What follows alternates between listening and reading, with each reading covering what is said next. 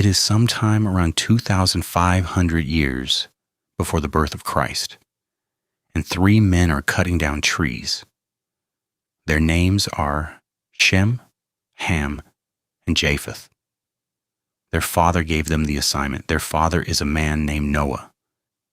And the assignment, Luis, the one their father received from God himself, spoken aloud in words Noah could hear, is this: build a ship, not a fishing boat, not a river barge, a ship large enough to carry every breathing creature on the surface of the earth through a flood that will erase everything they have ever known. Shem lifts the axe. The wood chips fall. Nobody else on earth is doing what they're doing. Nobody else on earth believes what their father believes.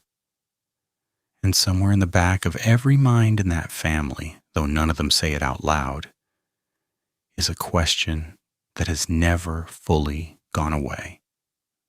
How is this going to work? It is the same question people have been asking for 4,000 years. It is the question skeptics raise first, and the question believers sometimes quietly set aside because they don't know how to answer it. How could one wooden ship hold millions of animal species? How could 8 people manage the feeding, the watering, the cleaning? How could the giraffes fit through the door? Here's what I want to tell you today. The question is fair. It deserves a real answer, not a shrug, not a Sunday school deflection. And when you actually open the Hebrew text of Genesis 6, like when you check the number that almost nobody checks, the answer is more remarkable than you were ever told. We are going to check it today. The Bible records the ark's dimensions with unusual specificity. God did not say build a large boat. He gave Noah exact measurements: 300 cubits long, 50 cubits wide, 30 cubits high, 3 decks, 1 window, 1 door. The Jewish historian Josephus, writing in the 1st century, records those same dimensions in his Antiquities of the Jews.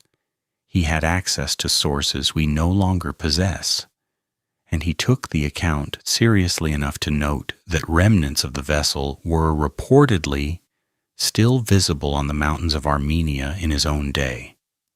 This was not mythology to Josephus, it was history. Now, like is the cubit. Most people picture a cubit as roughly 18 inches, the length from a man's elbow to the tip of his middle finger. At 18 inches, the ark would be 450 feet long. That is longer than a modern American football field. It is longer than many of the cargo ships in use today. But there is a second cubit in the ancient world. The Egyptian royal cubit, the one used in every major construction project of the ancient Near East, including the pyramids, measured 20.5 inches.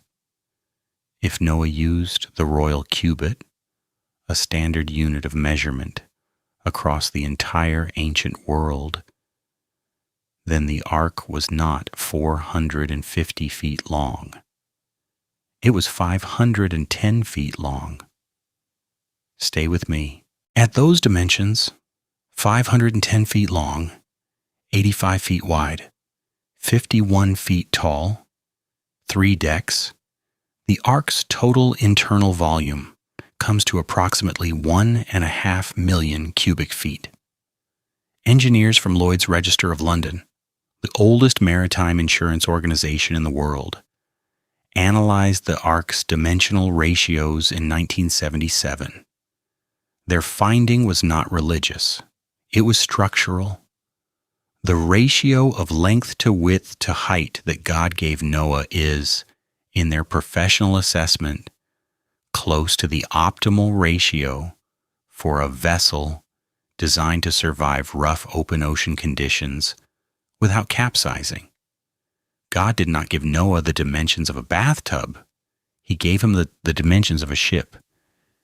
But here is where most conversations about the ark stop. They do the math on the ship's size, they nod, and they move on. What they never do, what almost nobody does, is go back to Genesis 6 and ask a more basic question. What exactly did God tell Noah to bring? Open your Bible to Genesis 6, verse 19. God says, "You shall bring 2 of every living thing of all flesh into the ark." 2 of every living thing. And when you read that in English, your mind immediately goes to the biology textbook you studied in school. Species. 8.5 million of them, according to current scientific estimates. You picture Noah somehow rounding up every beetle, every moth, every species of frog on 6 continents, loading them 2 by 2 onto a ship. The math collapses immediately. The whole account seems impossible. Here's what most people miss. The English word kind, or in some translations, living thing, is translating a specific Hebrew word. That word is min, mem, yod, nun.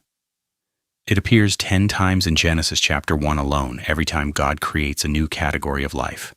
After its kind, after their kind, each according to its kind. The min is not the species.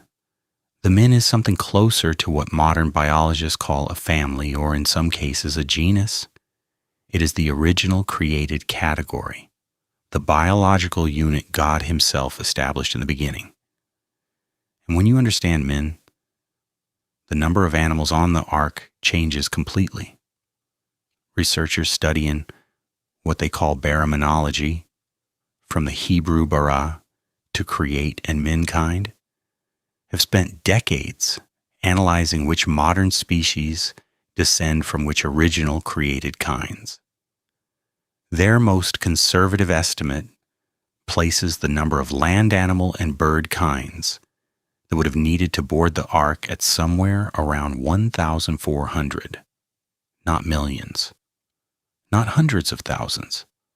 1,400 distinct kinds, from which every species alive today descended after the flood, through the same process of variation and adaptation that science observes and measures every single day. You see this in the dog kind. Every wolf, every coyote, every domestic dog, the Labrador, the Greyhound, the tiny Chihuahua trembling on someone's lap, all of them descended from a single created kind. They were not separate species. On the ark, they were one pair, 2 animals. And from those 2 animals, in the centuries after the flood, the variation already present in their genetics expressed itself into every breed and subspecies we see today. The same is true of the cat kind, the horse kind, the elephant kind, the deer kind. 1 pair each, not dozens. Now do the math again. 1,400 kinds, 2 of each unclean kind, 7 pairs of each clean kind, the animals used for sacrifice and food. The average size of a land animal, when you account for the full range from beetle to elephant, is roughly comparable to a sheep. A standard American railroad stock car holds approximately 240 sheep-sized animals. The ark, at its calculated volume, is equivalent to 522 of those stock cars. The math does not collapse. The math works. But it gets stranger. Because there is one category of animal that nobody wants to bring up in this conversation, and I'm going to bring it up anyway. Dinosaurs. The Hebrew word used in Genesis 1 for the great creatures of the sea and echoed throughout the Old Testament for large and terrifying beasts is tannin. It describes something enormous, something that inspires awe and fear. Job chapter 40 describes a creature called Behemoth, whose tail sways like a cedar tree. Not a hippopotamus, not an elephant, but something whose tail is compared to a cedar. Job chapter 41 describes Leviathan breathing fire and smoke, armored with scales no sword can pierce. These are not metaphors dressed up as animals. These are animals described with the specificity of a man who has seen them. If dinosaurs, or creatures like them, were part of God's original creation, they were men. They had a kind. And God told Noah to bring 2 of every kind of land creature. Here is what resolves the size problem immediately. God did not specify the age of the animals he sent. He specified the kind. A juvenile sauropod, like a young, long-necked dinosaur at, say, 2 or 3 years old, is not the size of a building. It is the size of a large dog. It fits. It eats manageable quantities of food. And after the flood, it walks off the ark into a world that, for reasons we can see in the fossil record, would not be kind to it for very long. You did not need a fully grown brachiosaurus. You needed a breeding pair young enough to survive a year at sea and old enough to reproduce after. God knew that. God planned for that.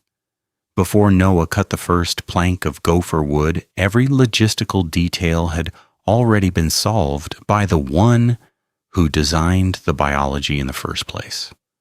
There is one more detail in the logistics of the ark that most people never stop to consider. Noah did not catch the animals.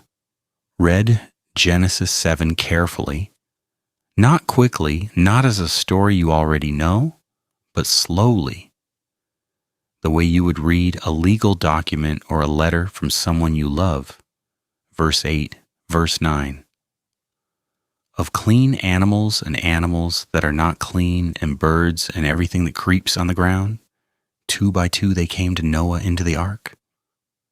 They came. Not Noah gathered them. Not Noah and his sons spent 40 years tracking down every species on 6 continents. They came on their own, directed by the same God who had designed their instincts, their migration patterns, their homing abilities, the same God who sends birds across entire oceans every autumn without a map. Pay attention to this.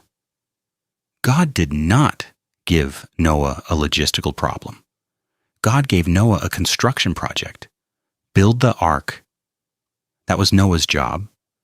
The rest, the gathering, the pairing, the timing, the arrival, that was God's job. And God is very good at his job. This matters more than it might seem. Because the question people ask, how could Noah fit millions of species on the ark, contains a hidden assumption.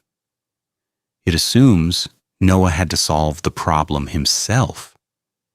It assumes the whole operation rested on one man's ability to manage an impossibly complex biological roundup across an entire planet. But that is not what Genesis says. Genesis describes a God who is intimately involved in every detail, a God who counts the animals himself, a God who times their arrival, a God who, when the last creature has stepped through the door, does something that still stops me when I read it. He closes the door. Genesis 7, verse 16. And those that entered, male and female of all flesh, went in as God had commanded him. And the Lord shut him in. Not Noah, not Shem, not Ham or Japheth, with a heavy wooden beam. The Lord shut him in. That single sentence is doing more theological work than most sermons give it credit for. The same God who designed the cubit, who named the kinds, who called the animals from every corner of the earth, that God personally sealed the door of the ark. He didn't hand Noah the instructions and walk away. He stayed. He was present at the moment the rain began. He was the one who said, "Everyone I love is inside." And then he shut the door. Now here's where I want to show you something hiding in plain sight. A word that most readers pass over without realizing what it contains. The Hebrew word for ark, the vessel Noah built, is teba. It appears 26 times in Genesis 6 through 9. And then it disappears from the Hebrew Bible entirely. For 4 centuries, the word tabah is never used again until Exodus chapter 2. A Hebrew mother has a 3-month-old son she cannot hide anymore. Pharaoh has ordered every Hebrew boy thrown into the Nile. So she takes a basket, she coats it with pitch and tar, and she places her son inside it and sets it among the reeds at the edge of the river. The word the text uses for that basket is tabah, the same word, the same vessel, a small box of woven reeds, carrying one child on dark water, sealed against drowning by a mother's hands, and a God who is paying very close attention. The boy's name is Moses. God used the same word twice. Not by accident. Never by accident. The ark that carried 8 souls and a remnant of every living kind through the waters of judgment, and the basket that carried the deliverer of a nation through the waters of the Nile, they are the same vessel in the mind of God, both sealed, both floating on waters that should have meant death, both carrying, in the words of the theologian, something God was not finished with yet. This is not a coincidence you stumble upon. This is architecture. This is a God who writes history the way a master craftsman builds a ship, with attention to every joint, every measurement, every word. And it points forward, because there is a third vessel. You already know what it is. Let's stay inside the ark for a moment longer, because the animal count is only one of the objections people raise. The follow-up questions come quickly, and they deserve the same honest treatment. How did 8 people feed and water over 1,000 animal kinds for an entire year? How did they manage the waste? How did the carnivores not eat the prey animals in the next stall? How did the air stay breathable in a sealed wooden vessel with no modern ventilation system? These are real questions, and the people asking them are not being unreasonable. They're doing what honest minds do. They're following the logic as far as it goes. So let's follow it. First, the food. John Woodmarap, a researcher who spent years producing a 480-page technical analysis called Noah's Ark, a feasibility study, ran the numbers on caloric requirements for every animal kind on the ark. His conclusion was straightforward. The food required for 1,400 animal kinds for 370 days, the full duration of the flood account, would have occupied roughly 15% of the ark's total volume. 15%. That left 85% of the ship for the animals themselves, for water storage, for the 8 human beings living and working on board. 15%. This is not a ship bursting at every seam. This is a ship with room. Now here's where the biology becomes genuinely interesting. Many animals, when placed under conditions of low light, low temperature, and reduced food availability, enter a state of reduced metabolic activity. Not full hibernation necessarily, but a measurable slowing of appetite, movement, and waste production. God designed that capacity into the biology. It was already there. It did not need to be miraculous. It needed only to be activated by the conditions God had already built into the animal kingdom before the first raindrop fell. The carnivore problem resolves the same way. We have well-documented cases of obligate carnivores, animals that under normal conditions eat only meat, surviving extended periods on plant-based or dried food when circumstances require it. Lions in captivity have survived on non-meat diets for months. More significantly, before the flood, before Genesis 9, where God explicitly grants humanity permission to eat meat, the original diet of every creature was plant-based. Genesis 1:30 is specific. To every beast of the earth, and to every bird of the heavens, and to everything that creeps on the earth, everything that has the breath of life, I have given every green plant for food. The predator-prey dynamic, as we know it, may not have been the original design. What Noah loaded onto the ark may have been closer to the original creation than the world we see today. And the waste? Woodmore-App's analysis addresses this as well. Sloped floors? Drainage channels? The same basic systems used in livestock transport for centuries. Systems simple enough that 3 men and their wives could manage them without machinery. This is not a modern sewage treatment plant. It is a barn. A very large, very well-designed barn, built by a man who had been given precise specifications by the God who invented biology. Here's the part nobody tells you. The 8 people on the ark were not passengers. They were crew. Shem, Ham, and Japheth were grown men, working men, men who had spent years cutting timber and driving pegs and hauling pitch under the sun. Their wives worked alongside them. Noah himself, the text tells us, was a man who walked with God, which in the Hebrew carries the idea not of casual religious observance, but of a man who had aligned the whole direction of his life with the direction God was moving. These were not soft people. These were people who had built a ship the size of a stadium with hand tools and raw timber in a world that mocked them every single day they did it. They could manage a barn.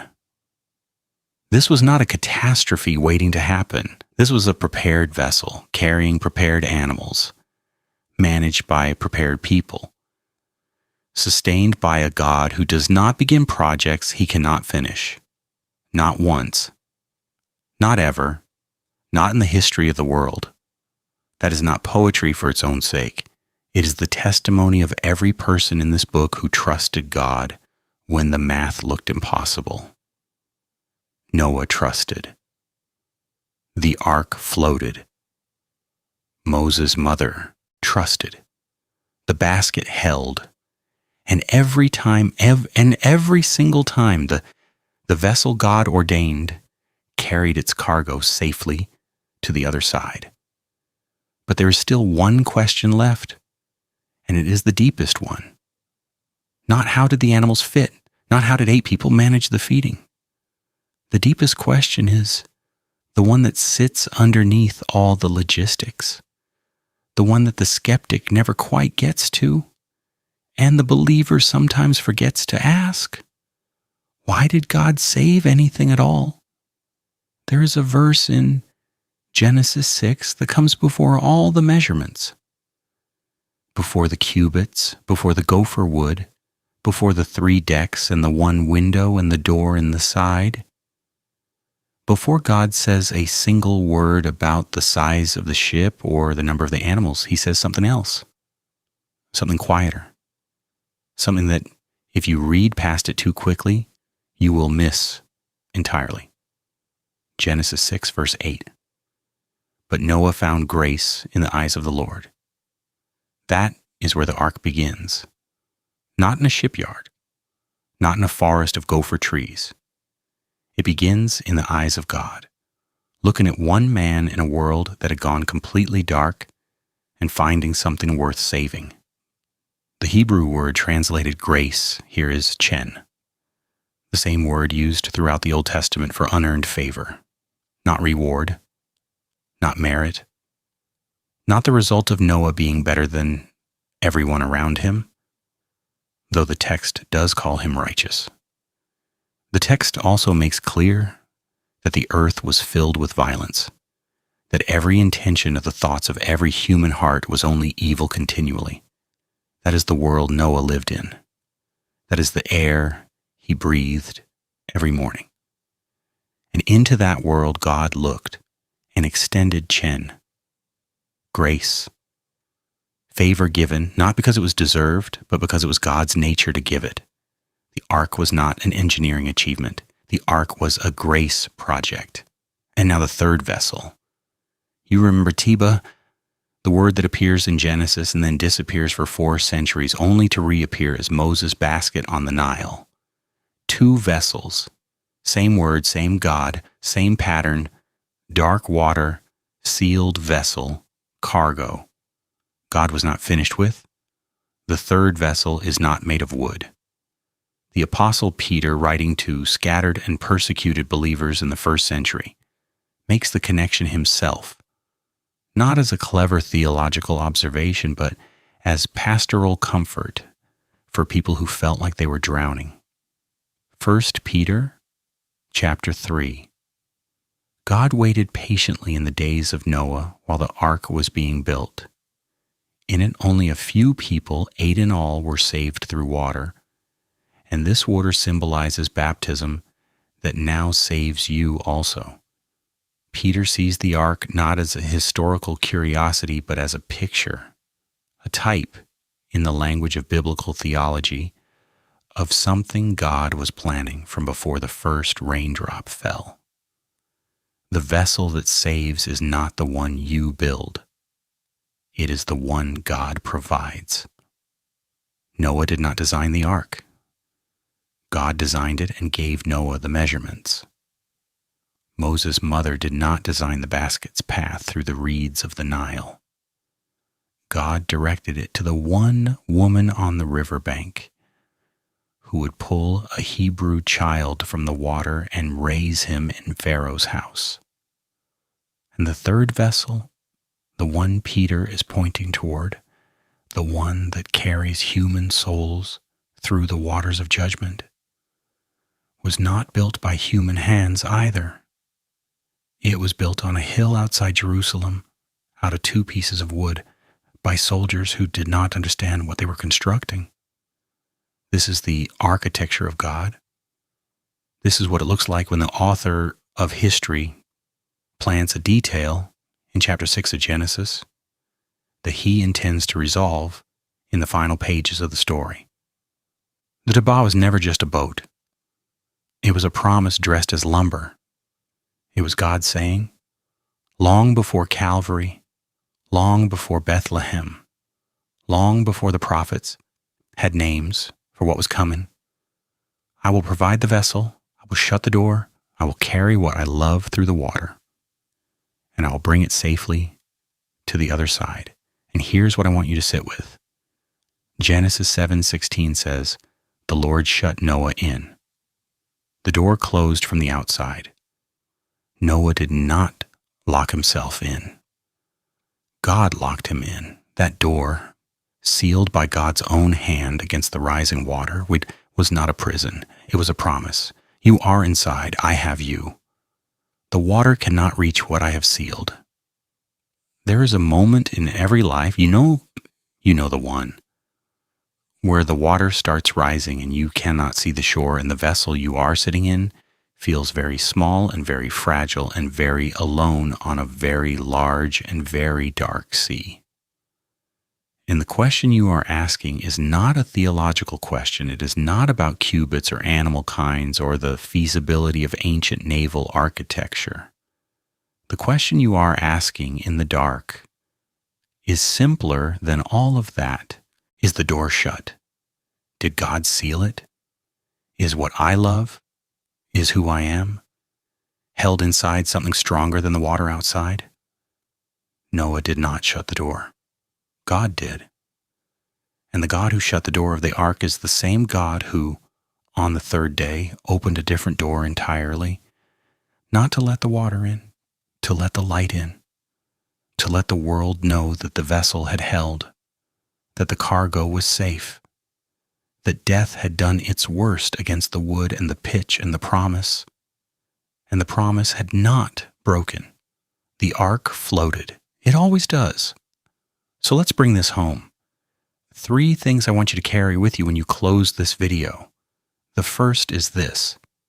The skeptic's question, how could Noah fit millions of species on the ark, is built on a misreading of the text. God did not say species. God said kind, the biological category he established in Genesis 1, the one that modern baraminological research places at roughly 1,400 land animal kinds. The ark, at its calculated dimensions using the ancient royal cubit, had the internal volume of 522 railroad stock cars. The food required occupied 15% of that space. The math works. It has always worked. The problem was never the ark. The problem was the assumption we brought to it. When someone hands you this objection, and they will, you do not need to flinch. You need to go back to the Hebrew. The answer has been sitting there for 3,000 years. The second thing, God did not ask Noah to solve an impossible problem. He asked Noah to build a ship. Everything else, the animals arriving on their own, the food fitting, the door closing, God handled. This is the pattern you will find everywhere in Scripture, if you look for it. God does not hand His people logistical nightmares and walk away. He hands them a specific assignment and He covers everything the assignment cannot cover. Noah's job was the hammer and the timber. God's job was everything else. And God never once failed to show up for His part. That pattern is not ancient history. It is still the operating method of the same God. And the third thing, the one I want to leave you with. The ark was grace before it was wood. It existed in the heart of God before it existed in the forest, and the God who looked at a world gone dark and found one man worth saving, the God has not changed. He still looks. He still finds. He still designs the vessel before the water rises. He still shuts the door from the outside so that what He loves cannot be reached by anything the storm sends. You are not reading about Noah's rescue. You are reading about the character of the God who rescues. And that character has been the same from Genesis 6 to this moment, patient, precise, present, and unwilling to lose what He has sealed inside His hand. The water rose, the ark floated, the door held. It always does. If this video helped you see the Bible differently, if it answered a question you have carried for a long time, or gave you words for a conversation you did not know how to have, please subscribe. There is more where this came from. And leave a comment below with the question about Scripture you most want answered. I read every one. The next video might be built around yours. We will see you there.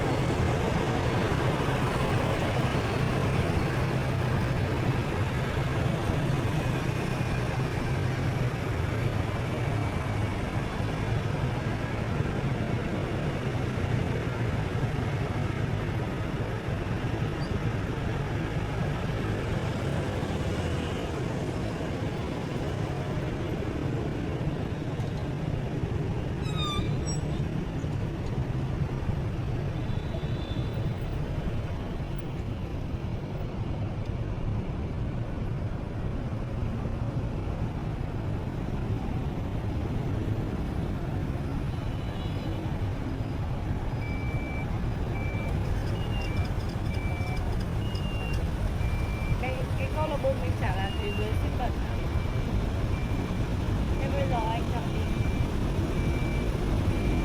Điều khiển nha.